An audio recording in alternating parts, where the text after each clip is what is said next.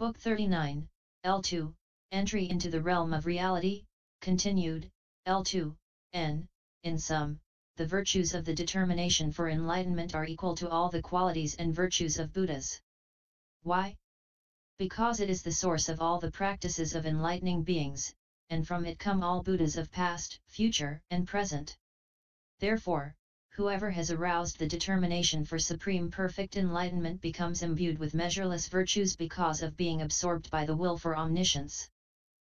Just as there is a medicine called fearless that prevents 5 perils, one is not burned by fire, not affected by poison, not wounded by weapons, not swept away by water, not suffocated by smoke. In the same way, an enlightening being who has taken the medicine of the will for omniscience is not burned by the fire of passion, not affected by the poison of objects, not wounded by the weapons of afflictions, not swept away by the torrent of existence, not suffocated by the smoke of false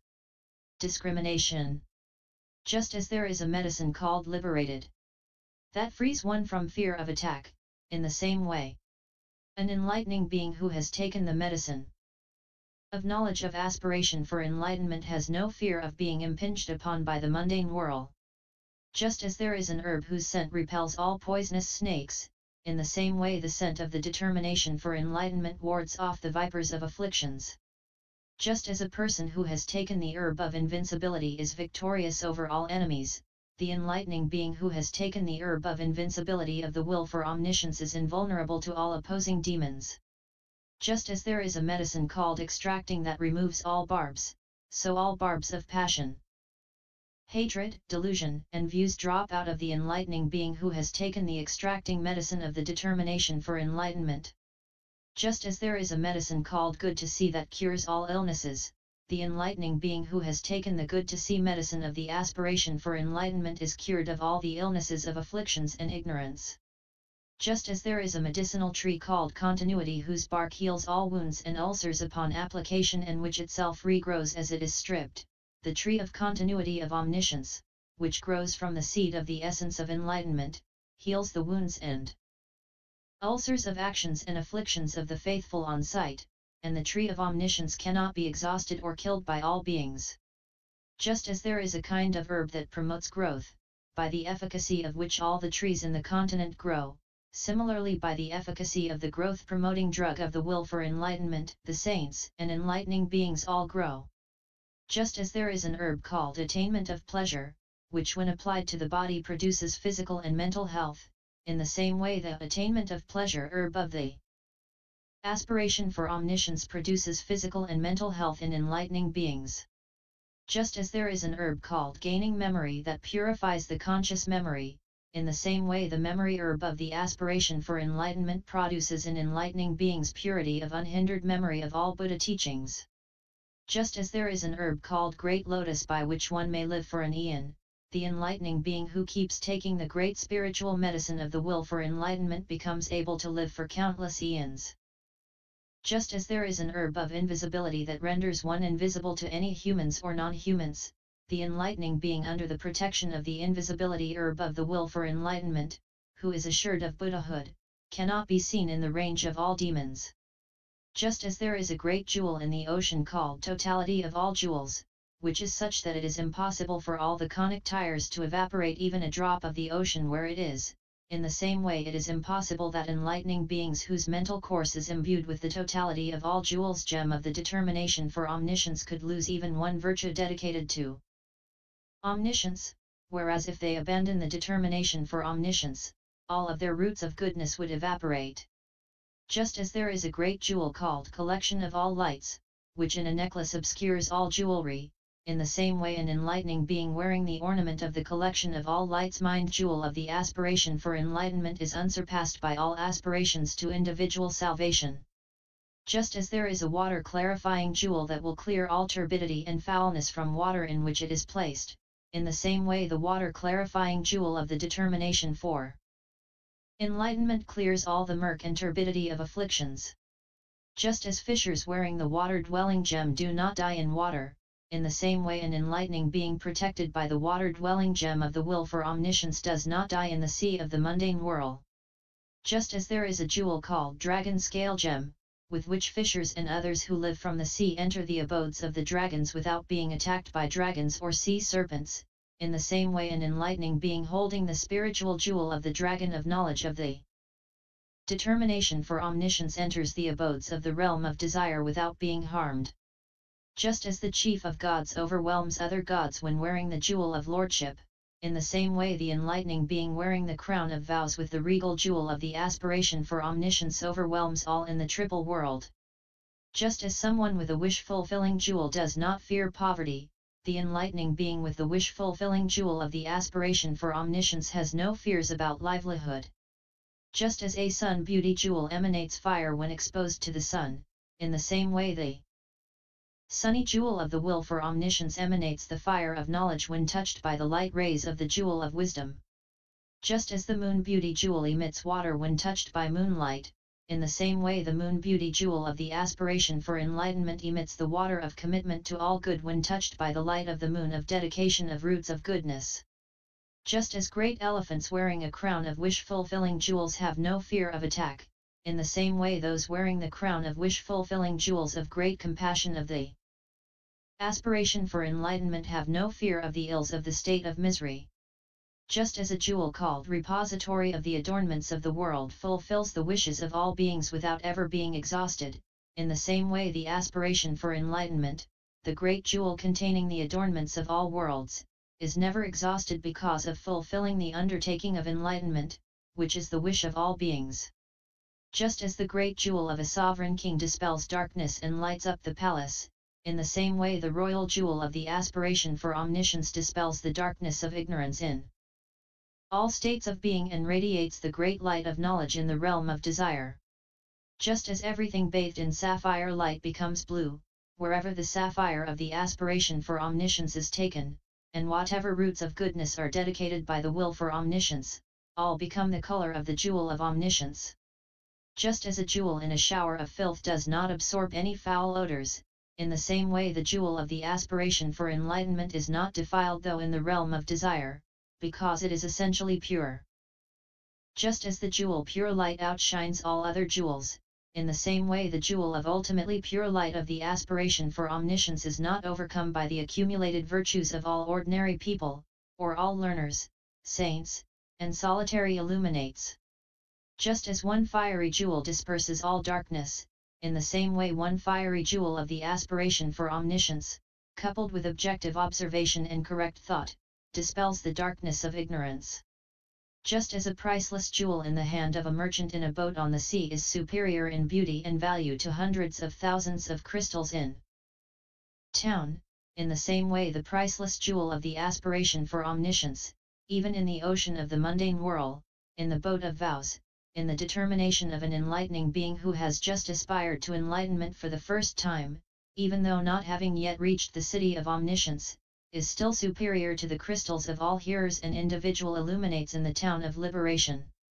Just as the jewel known as the powerful king, even when on the surface of the earth, shows the arrays of appearances of the abodes on the far distant sun and moon, in the same way the powerful king jewel of the aspiration for omniscience, in which all virtues are purified, even while in the mundane world shows the arrays of appearances of the spheres of all Buddhas in the great sun and moon of knowledge of those who realize thusness in the reaches of the sky of the cosmos of reality. Just as all the wealth, jewels, silver, gold, flowers, perfumes, garlands, clothes, and furnishings there are as far as the sun and moon shine do not match the worth of the powerful king jewel, in the same way, all the virtues of celestials and humans, all Buddhist disciples and cell illuminates, tainted or untainted, as far as the scope of the reality realm reveals, do not match the worth of the powerful king jewel of the determination for enlightenment. Just as the jewel known as containing the arrays of the oceans shows the arrays of all oceans, in the same way the determination for enlightenment shows the array of the ocean of the scope of all knowledge. Just as nothing surpasses celestial gold, with the exception of a wish-fulfilling jewel, there is nothing except the wish-fulfilling jewel of omniscience, which surpasses the celestial gold of the aspiration for enlightenment. Just as a master snake-catcher can place all serpents under his control, the enlightening snake Catcher who has mastered the will or enlightenment can place all the serpents of affliction under control. Just as an armed warrior is invulnerable to enemy troops, the enlightening being armed with the determination for omniscience becomes invulnerable to the enemy troops of afflictions.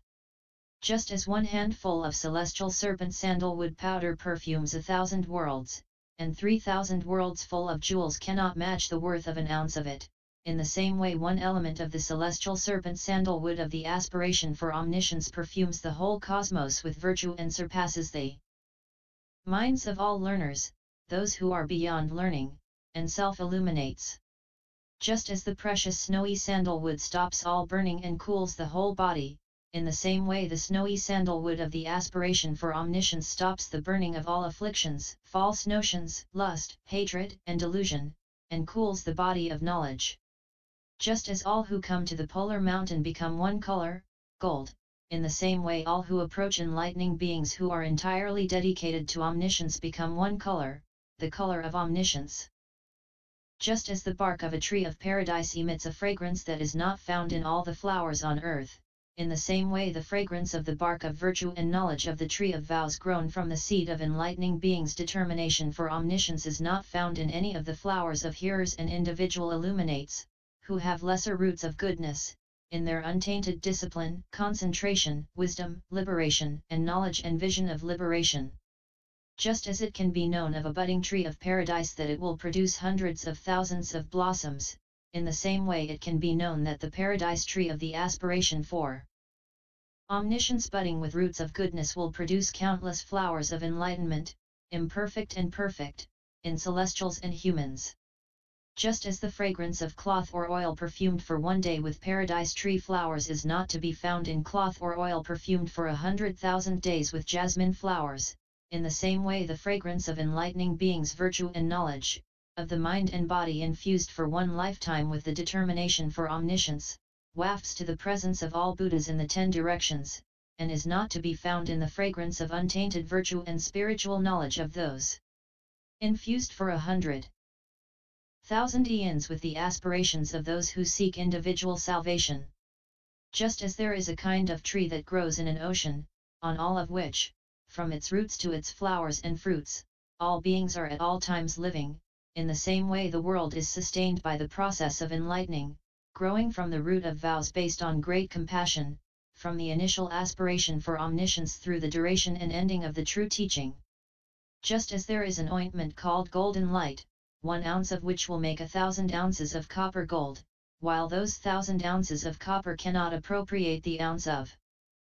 ointment and make it copper, in the same way the one element of the essence of the aspiration for omniscience, concentrated by knowledge of dedication of roots of goodness, takes away the copper of the barriers caused by actions and afflictions and makes them into the color of total knowledge of all things, and the essential element of the aspiration for omniscience cannot be defiled or appropriated by any actions or afflictions. Just as even a little bit of fire will produce as much flame as the amount of fuel it gets, in the same way even a little bit of the fire of the determination for omniscience, because of mixing with objects, will increase in its production of flames of knowledge to the extent of the provisions it is supplied with. Just as millions of lamps can be lit from one lamp, without the one lamp being exhausted or diminished by all the lamps taking their flame from it, in the same way from the one lamp of the aspiration for omniscience the lamps of aspiration for omniscience of all Buddhas of past, future, and present are lit, yet the one lamp of aspiration for omniscience is not exhausted, and shines undiminished by the lights of the lamps of aspiration to omniscience proceeding from it. Just as when a lamp is put into a room, even 1,000 years of darkness immediately vanishes, and it lights up the place, in the same way when the lamp of the aspiration for omniscience enters the room of the mind of sentient beings, dark with ignorance, immediately untold eons of darkness caused by the obstruction by afflictions is dispelled, and the lamp produces the light of knowledge. Just as a lamp makes light according to the condition of its wick, and burns as long as there is a supply of oil, in the same way the lamp of the aspiration for omniscience lights up the realm of reality according to the excellence of the wick of vows of the enlightening being, and as long as there is a supply of the oil of the practice of universal compassion, so long will there be the power for the Buddha tasks of guiding sentient beings and purifying lands. Just as celestial gold ornaments on the head of the king of gods of control over others' emanations cannot be outshone by any of the celestials in the realm of desire, in the same way the celestial gold ornament of the aspiration for omniscience, set on perfected virtue and fastened on the head of universal vows of non-regressing enlightening beings, cannot be outshone by ordinary people or by learners or attainers of individual liberation. Just as lion cubs thrive on the roar of the lion, king of beasts, while the other animals all hide, in the same way by the roar of omniscience of the Buddha, the human lion, extolling the determination for enlightenment, the lion cub beginning enlightening beings thrive on the enlightened teachings, while all grasping, clinging people hide. Just as the strings of all instruments snap at the sound of an instrument strung with lion sinew, in the same way at the virtue-extolling sound of the instrument strung with the sinew of the aspiration for enlightenment of the Buddha lion whose body is the transcendent ways, the strings of the lute of sensuality snap and the songs of praise of the virtues of the individually liberated fade out. Just as a drop of lion milk in an ocean of cow milk causes all the milk to separate and does not mix with it, in the same way the ocean of milk of acts and afflictions accumulated over hundreds of thousands of eons is destroyed by putting into it one drop of the milk of the determination for omniscience of the Buddha, the human lion, and it does not mix with the liberation of those who are only enlightened for themselves alone. Just as the extraordinary power of the cry of a Kalavinka chick still in the shell is not found in any of the birds of the mountains, even when they are full grown, in the same way the extraordinary power of the cry of universal compassion of the aspiration for enlightenment of a fledgling enlightening being still in the shell of the mundane world is not found in the individually liberated. Just as the wing flapping power and clear vision of a newborn Garuda is not found even in fully grown birds of other species, in the same way the power of the determination for enlightenment and the purity of the mind of compassion in a beginning enlightening being born in the family of the Buddhas is not found even in seekers of individual liberation and self-illuminates who have been practicing for a long time. Just as a spear in the hand of a powerful man can pierce any armor, however strong it is, in the same way the spear of the determination for omniscience, in the hand of an enlightening being of steadfast vigor, pierces the armor of all views and propensities. Just as a mighty man full of wrath cannot be defeated by any man on earth as long as there are eruptions on his forehead, in the same way a mighty enlightening being filled with universal love and compassion cannot be overcome by any devils or actions in any world as long as the eruptions of the determination for omniscience do not disappear from the face of will. Just as the special strength of application to technique of a student of archery is not found in a teacher of archery who has already learned it all, the special strength of zealous practice of beginning enlightening beings is not found in those who seek and attain personal salvation without the aspiration for universal enlightenment. Just as the first step in learning archery is to learn the stance, in the same way for an enlightening being learning about omniscience is the first step to understanding all the Buddha teachings in the act of setting out with the determination for omniscience. Just as when a magician is going to make a display of magical effects, all the effects are accomplished by first thinking of the magical formula, in the same way when manifesting the spheres of Buddhas and enlightening beings, the establishing of the spheres of Buddhas and enlightening beings takes place by first evoking the vow to accomplish enlightenment. Just as all magical formulas are formless and invisible but produce magical phantoms with form by mental activity, in the same way the determination for omniscience is formless and invisible, yet it fashions all spiritual realms with arrays of ornaments of all virtues merely by control of mental activity. Just as all rats and mice take cover as soon as they see a wild cat on the prowl, in the same way all conditioning and affliction flee just from the proceeding of application of intense determination for omniscience. Just as when one puts on an ornament of the finest gold it outshines all bangles, in the same way the enlightening being wearing the gold ornament of the determination for omniscience outshines the ornaments of virtue of all hearers and individual illuminates. Just as even the smallest bit of the most powerful magnet can burst strong chains asunder, in the same way even the smallest bit of aspiration for omniscience with powerful determination can burst asunder the chains of views, ignorance, and craving. Just as wherever a magnet is used, all metals that it expels are repelled and do not remain there or join with it, in the same way wherever the determination for omniscience is used, whether in the midst of actions or afflictions or the liberation of hearers and individual illuminates, those actions and afflictions and individual liberation are expelled and do not remain or join with it. Just as a fisher with knowledge of sea monsters is free from fear of any creatures of the sea and is safe from harm even in the mouth of a whale, in the same way the enlightening being with the knowledge of the powerful determination of the aspiration for enlightenment is free from fear of all the actions and afflictions of the mundane world and cannot be annihilated even in the midst of realization of individual liberation, because of not falling into the extinction produced by witness of ultimate reality. Just as one who has drunk the elixir of immortality does not die from the attacks of others, in the same way the enlightening being who has drunk the immortality elixir of the aspiration for omniscience does not die in the stages of learners of individual salvation and does not cease acting on the vow of universal compassion of enlightening beings. Just as a man who has perfected the ointment of invisibility can wander through people's houses unseen by anyone, the enlightening being grounded on the wisdom and commitment of the determination for enlightenment can roam in the realms of all demons without being seen by any demons. Just as a person who cleaves to a great king does not fear ordinary people, the enlightening being who cleaves to the spiritual king of the determination for omniscience does not fear any obstacles, hindrances, or states of misery. Just as someone in water is in no danger from Tyre, the enlightening being who is soaked in the virtue of the aspiration for enlightenment is in no danger from the Tyre of knowledge of individual liberation.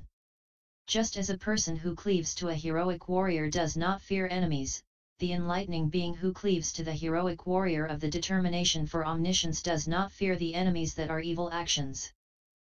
Just as the king of gods with the thunderbolt weapon crushes all the titans, the enlightening being with the thunderbolt of the steadfast will of the aspiration for omniscience crushes all the titans of demons and false teachers. Just as a person who takes the elixir of life lives for a long time and does not grow weak, the enlightening being who uses the elixir of the aspiration for omniscience goes around in the mundane world for countless eons without becoming exhausted and without being stained by the ills of the mundane world. Just as in all compounds of herbal extracts potable water is primary, never spoiling, in the same way in the application of preparations of all enlightening beings' practices and vows the determination for omniscience is primary, never becoming corrupt. Just as in all of a person's doing the faculty of life is the primary necessity, for an enlightening being to absorb the Buddha teachings the aspiration for enlightenment is the primary necessity. Just as a person who has lost the faculty of life has no way to live, being unable to do anything for his people, in the same way an enlightening being without the life root of the determination for omniscience has no way to live, being unable to obtain enlightened knowledge for all beings. Just as the ocean cannot be ruined by any poisons, the ocean of aspiration for omniscience cannot be ruined by any of the poisons of compulsive actions, afflictions, or aspirations for personal liberation alone. Just as the sun is not outshone by the lights of all the stars, the sun of aspiration to omniscience is not outshone by the taintless virtues of those who are personally liberated. Just as a newborn prince is not inferior to fully grown ministers, because of his superior birth, a beginning enlightening being, born in the family of the enlightened spiritual kings, is not inferior to Buddhist disciples with long experience in religious practice, because of the superiority of universal compassion of the aspiration for enlightenment. Just as a minister, no matter how old, should pay respect to a prince, no matter how young, and a prince need not honor a minister, in the same way Buddhist disciples and self-illuminates, no matter how long they have performed religious practice, should pay respect to even a beginning enlightening being, and the enlightening being need not honor those who are enlightened only for themselves. Just as a prince, without any power yet never without the character of royalty, is not equaled even by the ministers who have gained eminence, because of his superior birth, in the same way a beginning enlightening being, no matter how much under the sway of action and affliction, is never without the character of the aspiration for omniscience, and is not equaled even by eminent Buddhist disciples and self-illuminates, because of being of the family of enlightened ones. Just as a clear jewel appears impure to a clouded eye, the inherently pure jewel of the aspiration to omniscience is perceived as impure by those whose eye of unbelief is beclouded by ignorance. Just as a body of medicine endowed with all medical knowledge and medicinal herbs curse the diseases of sentient beings by sight, contact, and association, in the same way the body of vows and knowledge of enlightening beings, sustained by the knowledge and medicine of wisdom and means assembling all roots of goodness, endowed with the will for enlightenment, cures sentient beings' diseases of afflictions by hearing, seeing, association, recollection, and application.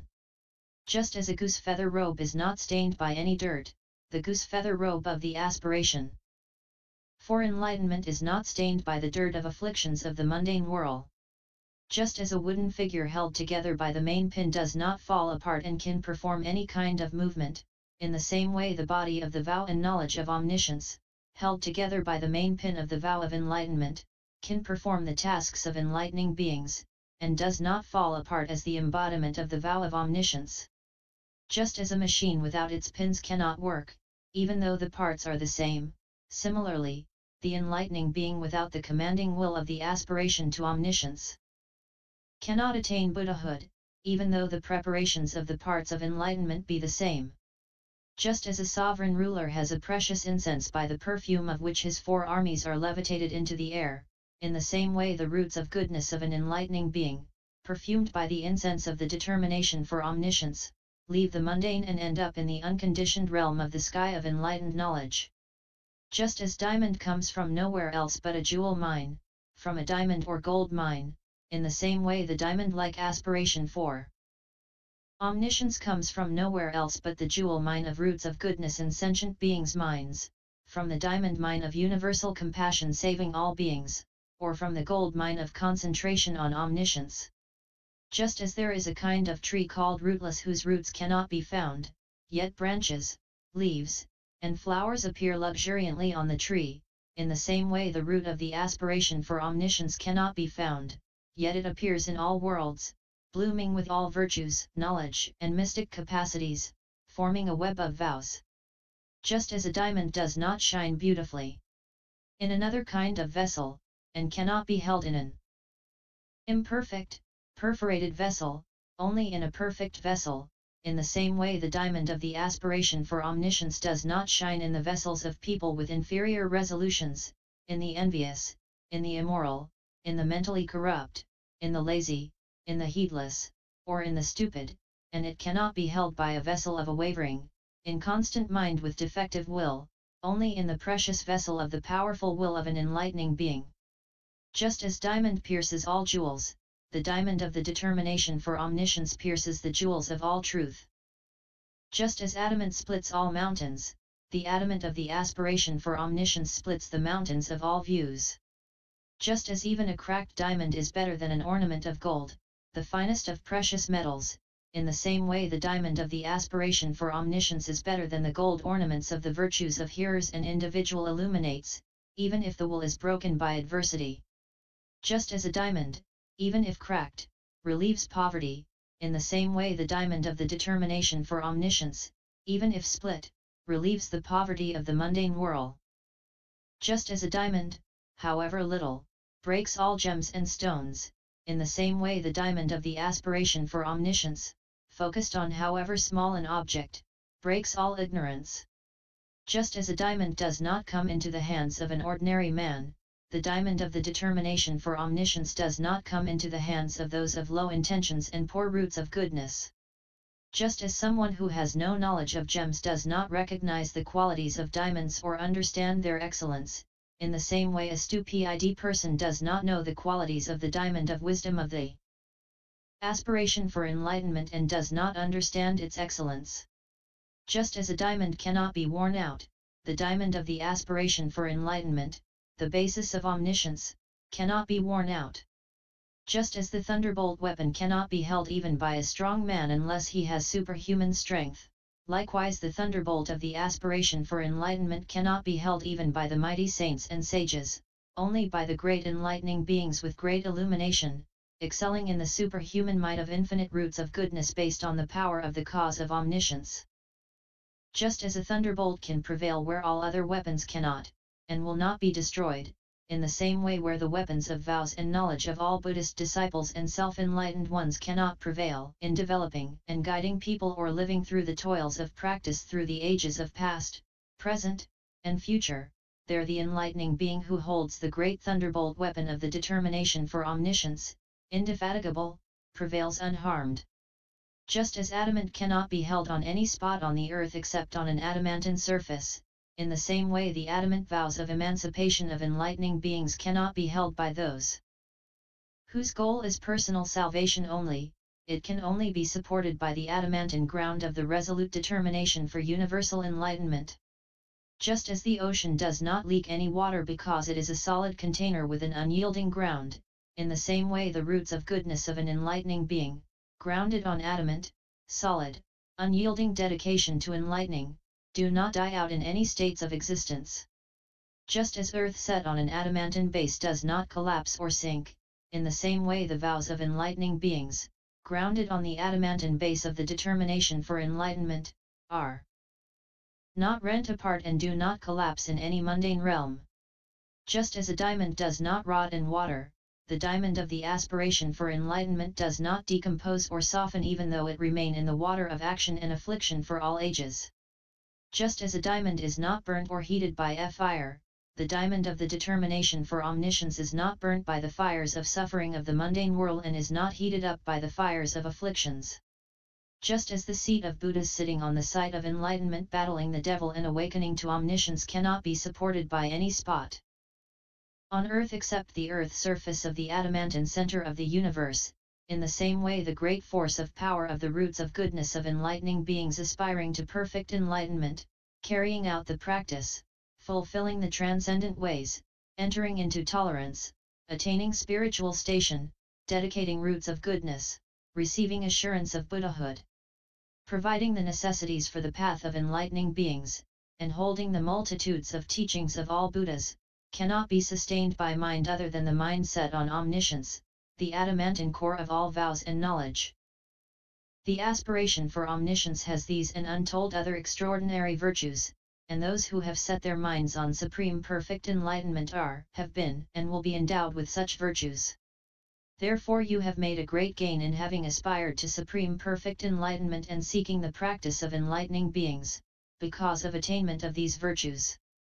Also, you ask how an enlightening being is to learn and carry out the practice of enlightening beings. Go into this great tower containing the adornments of Vairocana and look, then you will know how to learn the practice of enlightening beings, and what kind of virtues are perfected in those who learn this. Then Suddhana respectfully circumnuted the enlightening being Maitreya and said, "Please open the door of the tower, and I will enter." Then Maitreya went up to the door of the tower containing the adornments of Vairocana, and with his right hand snapped his fingers, the door of the tower opened, and Maitreya bade Suddhana to enter.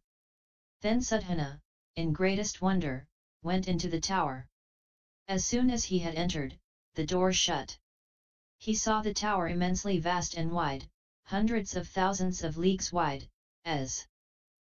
measureless as the sky, as vast as all of space, adorned with countless attributes, countless canopies, banners, pennants, jewels, garlands of pearls and gems, moons and half-moons, multicolored streamers, jewel nets, gold nets, strings of jewels, jewels on golden threads, sweetly ringing bells and nets of chimes, flowers showering, celestial garlands and streamers, censers giving off fragrant fumes, showers of gold dust, networks of upper chambers, round windows, arches, turrets, mirrors,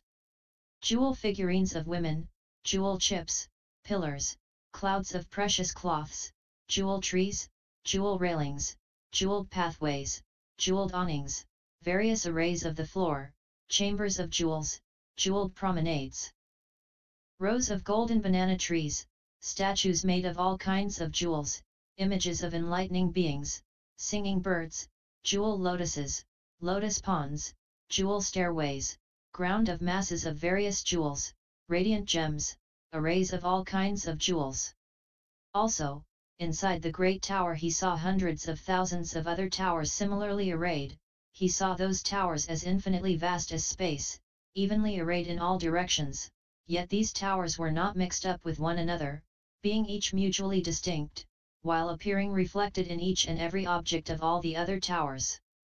Then Suddhana, seeing this miraculous manifestation of the inconceivable realm of the great tower containing the adornments of Varokana, was flooded with joy and bliss. His mind was cleared of all conceptions and freed from all obstructions. Stripped of all delusion, he became clairvoyant without distortion, and could hear all sounds with unimpeded mindfulness. He was freed from all scattering of attention, and his intellect followed the unobstructed eye of liberation. With physical tranquility, seeing all objects without hindrance, by the power of production everywhere he bowed in all directions with his whole body. The moment he bowed, by the power of Maitreya, Suddhana perceived himself in all of those towers, and in all those towers he saw various diverse inconceivable miraculous scenes. In one tower he saw where the enlightening being Maitreya first aspired to supreme perfect enlightenment, what his family was, what his basic goodness was, how he was inspired, how he was encouraged by spiritual friends, how long he lived, what age he lived in, what Buddha he met, what land he adorned, what assembly he was in, and what kind of special vows he undertook. He also perceived the length of life of the beings and the Buddha of that time, and saw himself in the presence of that Buddha, and saw all of his works. In one tower he saw where Maitreya first attained absorption in love, whence came his name, the Loving One. In another he saw where he carried out spiritual practice, in another, where he fulfilled the transcendent ways, in another, where he attained acceptance of things as unoriginated, in another, where he was assured of supreme perfect enlightenment, how he was assured, by whom, and how long it was predicted it would be before he was enlightened. In one tower he saw Maitreya as a sovereign king directing people to virtuous action, in another he saw Maitreya as a world guardian bestowing well-being and happiness on the world, in another he saw Maitreya as Indra, fostering detachment in those obsessed with pleasure, in another he saw Maitreya as Brahma, describing to people the measureless pleasure of meditation, in another he saw Maitreya as the chief of the gods of timely portion, describing to people the virtues of attentiveness and diligence, in another he saw Maitreya as the chief of the heaven of contentment, revealing the virtues of enlightening beings bound to become Buddhas in one lifetime, in another he saw Maitreya as a king of the heaven of good emanations, showing a company of celestials the array of emanations of all enlightening beings, in another he saw Maitreya as a lord of the heaven of control, explaining to the gods control over all phenomena, in another he saw Maitreya causing the devil to act, showing the gods the impermanence of all states of being, in another he saw Maitreya born in the palace of Titans, teaching the Titans truth so that they might do away with all conceit, pride, and arrogance, plunge into the ocean of knowledge, enter the ocean of spiritual knowledge, and attain the magic of knowledge of truth. In one tower he saw the underworld and saw Maitreya illumine the great hells with light and relieve the hellish pains of the beings in hell. In another tower he saw the ghost world and saw Maitreya giving much food and drink to the ghosts, relieving their hunger and thirst. In another tower he saw Maitreya guiding the beings in the animal realm. In one tower he saw Maitreya expounding the teaching to world guardians in an assembly of celestial kings, in another he saw him in a group of chief gods of the 33-fold heavens, in another he saw him in a group of chiefs of the heaven of timely portion, in another he saw him in a group of lords of the heaven of contentment, in another he saw him in a group of chiefs of the heaven of good emanations, in another he saw him in a group of kings of the heaven of control, in another tower he saw Maitreya as a great Brahma, in a group of Brahma lords, expounding the teaching. In one tower he saw Maitreya in a group of dragons and serpents, in another, in a group of goblins and fiends, in another, in a group of titans and demons, in another, in a group of giant serpents, in another, in a group of human chiefs, in another tower, he saw the enlightening being Maitreya in a group of gods, dragons, goblins, fiends, cherubs, titans, birds, minotaurs, serpents, humans and non-humans, expounding the teaching to them. In one tower he saw Maitreya in a group of hearers, in another, in a group of individual illuminates, in another, in a group of enlightening beings, in another tower, he saw Maitreya expounding the teaching to beginning enlightening beings who had just set their minds on enlightenment. In another tower he saw Maitreya extolling the excellences of the stages to those who had undertaken practice, in another, to those who had attained tolerance and were irreversible, in another, to those bound to be enlightened in one lifetime who had attained coronation, in another tower, to enlightening beings in the first stage. In another tower he saw Maitreya with enlightening beings in stages up to the 10th, extolling the excellence of all the stages. In another tower he saw Maitreya speaking of the infinity of fulfillment of the transcendent ways, in another, of impartiality in approaching and entering into all studies, in another, of breadth of entry into concentration, in another, of depth of liberation, in another, of pervasion of the realm of higher knowledge of quiescent meditation, concentration and trance, in another, of entry into the methods of guidance in enlightening practice, in another, of breadth of performance of vows, in another tower he saw Maitreya with a group of enlightening beings engaged in the same practice as he, speaking of the relevance of providing for the welfare and happiness of all beings, of the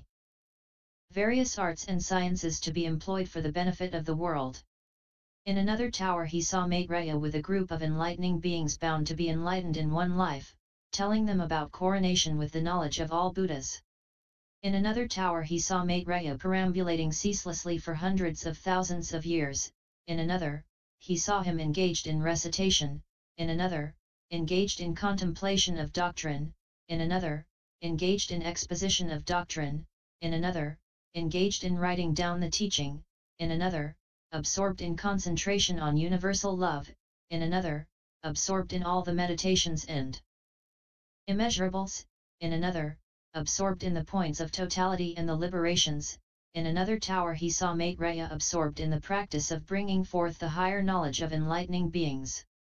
In one tower he saw enlightening beings absorbed in an enlightening concentration which emanated phantoms, and saw multitudes of all kinds of emanations coming from every pore of their bodies.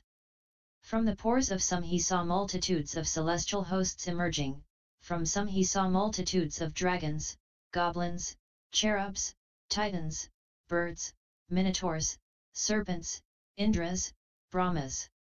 world guardians, and emperors. From some he saw multitudes of princes, from some he saw multitudes of grandees, ministers, and gentlemen, from some he saw multitudes of hearers, individual illuminates, and enlightening beings, from some he saw multitudes of Buddha bodies, from the pores of some he saw measureless multitudes of phantoms of all sentient beings emerge. He heard various aspects of the teaching being broadcast from the pores of some of the enlightening beings, teachings of the virtues of enlightening beings, transcendent generosity, discipline, tolerance, vigor, meditation, wisdom, methods, vows, power, knowledge, the means of integration, the immeasurables, concentrations, trance, superknowledge, mystic spells, intellectual powers of analysis and exposition, tranquility and observation, means of liberation, interdependent origination, the reliances, summarization of teachings, the points of mindfulness, the right efforts, the bases of mystic powers, the religious faculties and powers, the limbs of enlightenment, the paths, explanation of the vehicle of hearers, explanation of the vehicle of individual illuminates, explanation of the great vehicle, the stages, tolerances, practices, and vows. In this way he heard voices expressing all the ways into the teaching being broadcast. In another tower he saw gatherings of the audiences of Buddhas, as well as the various differences among those Buddhas, their different families, the infinite variety of their physical adornments, the variety of their lifespans, the differences in their lands and eras, the variety of their teachings, the variety of the outwardness of their projected manifestations, the differences in the duration of their true teachings, and all the differences in their assemblies. Continued, M2, O.